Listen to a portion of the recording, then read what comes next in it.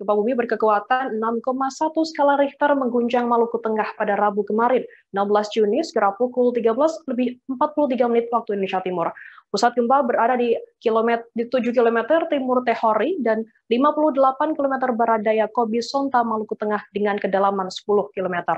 Gempa tersebut dirasakan di Tehoru, Masohibulakar, Kairatu 3 mmi. Gempa juga dirasakan 2 mmi di Kota Ambon.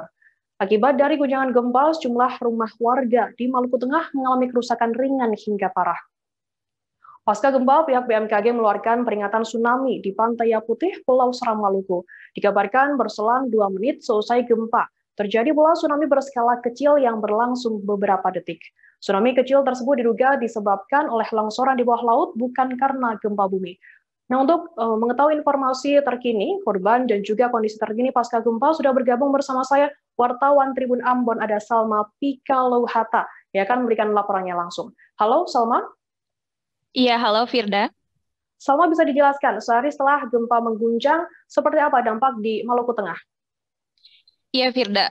Pasca gempa bumi berkekuatan 6 magnitudo di Maluku Tengah, masyarakat hingga kini masih mengungsi di hutan. Hingga pagi tadi, BPBD mencatat ada 7.227 warga yang mengungsi ke tempat yang lebih tinggi. Mereka masih mengungsi ke hutan lantaran takut setelah mendapat informasi adanya gempa susulan dan juga tsunami. Selain itu, beberapa rumah warga mengalami kerusakan. BPBD mencatat ada 143 rumah warga yang mengalami kerusakan. Kemudian Salma, update terkini jumlah korban yang terdampak gempa sendiri seperti apa? Ya, Firda, sejauh ini beruntungnya tidak ada korban dalam musibah gempa bumi ini. Yang ada hanyalah rumah warga yang rusak. Dan juga memang kebanyakan warga memilih untuk mengungsi ke hutan lantaran takut gempa susulan dan juga adanya peringatan tsunami. Oke, Salma, bagaimana kondisi warga di tempat pengungsian saat ini? Kemudian bagaimana kondisi warga juga yang mengungsi di hutan di sana?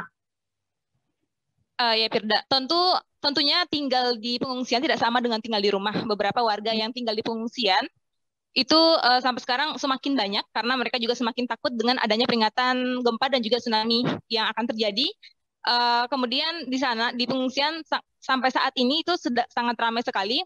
Masyarakat sudah mulai merasakan sakit. Ada juga yang sudah mengeluhkan sakit. Tadi saat ada wartawan kami di lapangan langsung itu mereka ada beberapa warga yang mengeluh merasakan sakit. Mereka mulai merasakan buang-buang air dan juga mereka membutuhkan pertolongan di sana.